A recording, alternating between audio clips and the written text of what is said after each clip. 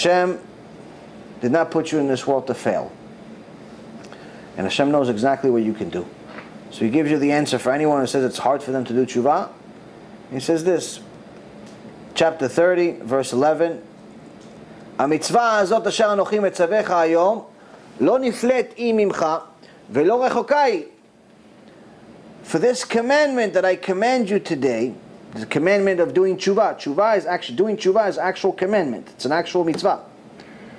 This commandment that I command you today, it is not hidden from you. And it is not distant. It's not so far from you. It's not such a big deal like you're saying. And it continues, לא בשמיים היא, לאמור מי יעלה לנו השמיימה ויקחיה לנו וישמיענו אותה ונעשנה. It says, it's not in heaven for you to say, who can ascend to heaven for us to take it for us, so that we can listen to it and perform it. It says it's not so far that you have to go climb to heaven, or send somebody over there. It says go get it for us and then we'll listen. No, it's not there. Nor is it across the sea for you to say, who can cross to the other side of the sea for us, to take it for us, so that we can listen and perform it. It's not also, you don't have to cross the ocean, you don't have to go to Israel to go learn Torah. It's also at home, it's also on your tablet, it's also on your phone, it's also on the WhatsApp, it's also in the 20 groups that we have, Baruch Hashem. It's also on TorahAnytime.com, it's also on BezratHashem.org, it's also on DivineInformation.com, it's also everywhere. You don't have to go cross the ocean, you don't have to go find Gdol Ador and only learn from him. Hashem made it very, very easy. It's on your phone. Just like your text messaging your girlfriend and your boyfriend and looking at ESPN, you have Torah on your phone also. It's not so far from you. You don't have to cross the ocean. Rather, the matter is very near to you, in your mouth and in your heart to perform it. כי קרוב אליך הדבר מאוד בפיך ובלבביך לעשותו. So what does it mean it's really close to you? Number one, what we just said.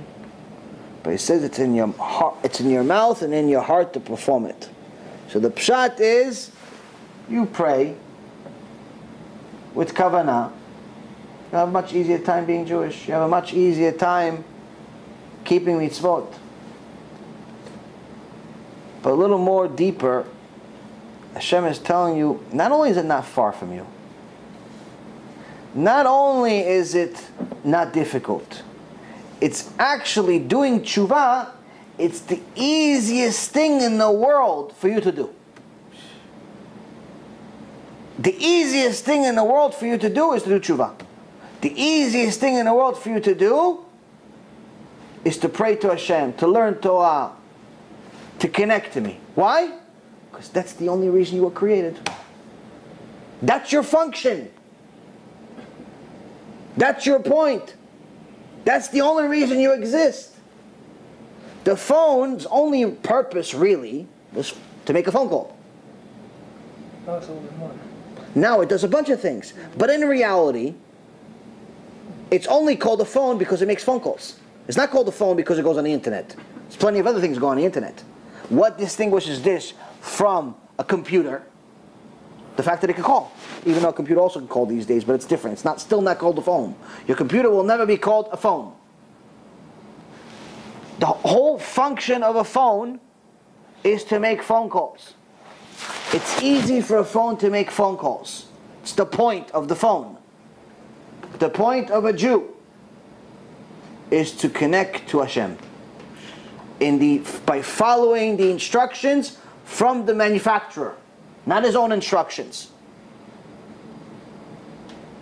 So when you're telling me it's hard for you to keep this and keep that and keep this and keep that, it's nonsense. Why is it nonsense? Because Hashem said so. Not because I said so. Don't blame me. Hashem said it. I created you for this.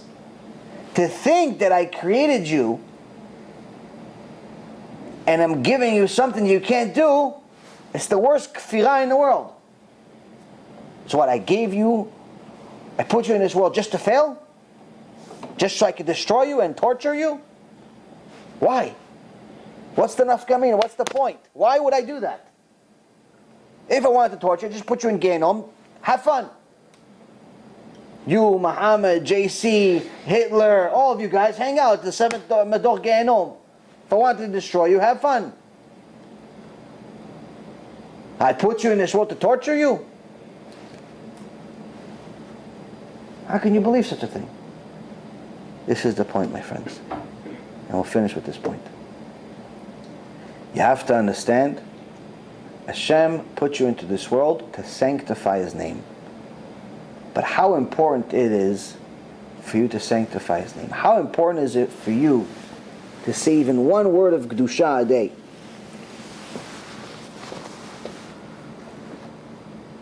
Chazal says,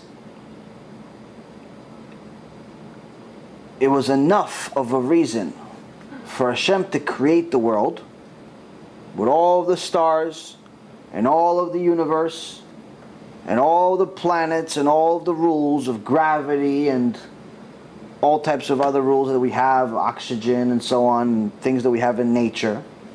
All of it. For one Jew, one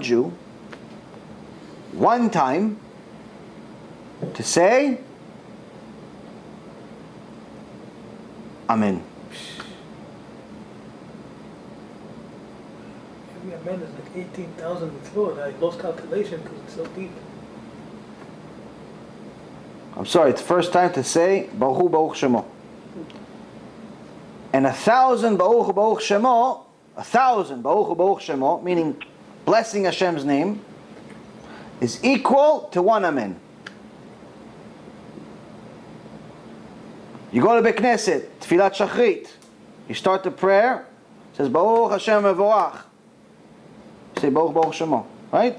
For that, just say that one time. It was worth it for Hashem to create the world. For you. Not for the whole Kehillah. Just for you. Just for you. Just for you.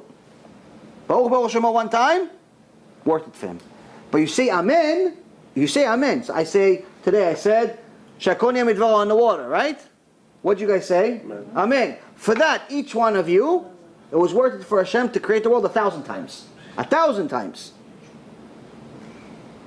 1,000 Amen, 1,000 Amen is the equivalent of one Amen Yeshem Merabah. Say Kaddish. Go to Bekneset, somebody says Kaddish. Middle of Kaddish, everybody answers Amen Yeshem Merabah, Varach Lalam Lalmei Almaya. One of those, Amen Yeshem Merabah to Kaddish, that you could only say in a minyan. You can't say Tfilat Yechid. You go to Bekneset, you have a minyan, kosher minyan, not kufrim. You have at least 10 Shomrei Shabbat. You say Amen Yeshem Merabah, that's the equivalent of 1,000 Amen. 1,000 Amen. If you scream it, you cancel 70 years of Zilot, right? 1,000 Amen Yeshem Merabah, 1,000 Amen Yeshem Merabah is equal to one word of Torah. One word. You read. Right now I read a mitzvah. Top right of page, first word of chapter 30, verse 11. A mitzvah. That's the word. A mitzvah. That is the equivalent of 1,000 Amen Yeshem Merabah. המצווה הזאת אשר אנוכי מצווך היום לא נפלט היא ממך ולא רחוקה היא. Look how many times we created the world here in just reading one verse of Torah. One verse of Torah.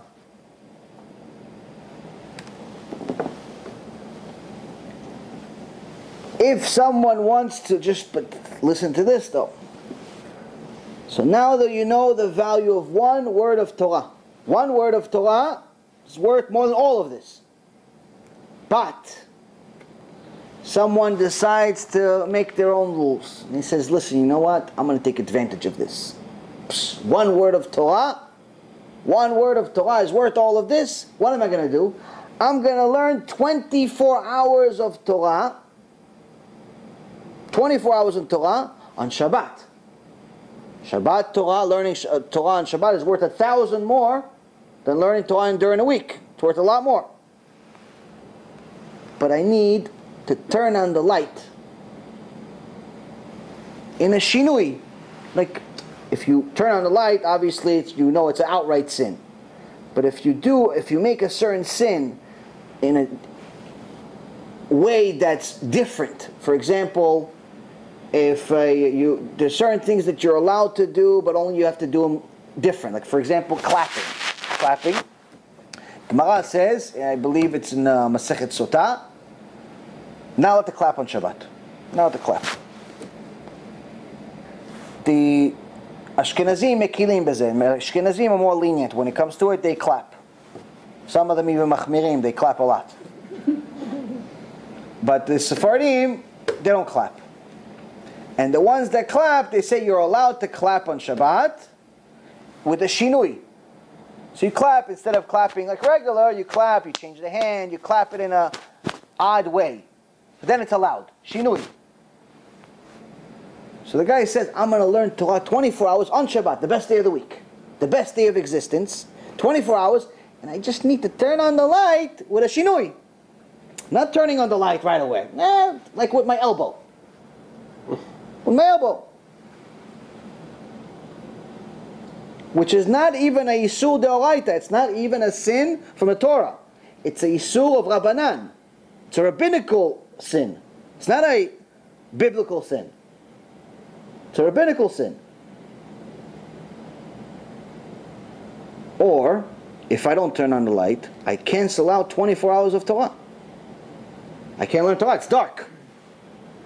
It's either I'm going to turn on the light and make a small, tiny sin of the rabbis. Bunch of rabbis, right? Rabbis. Small little sin on Shabbat.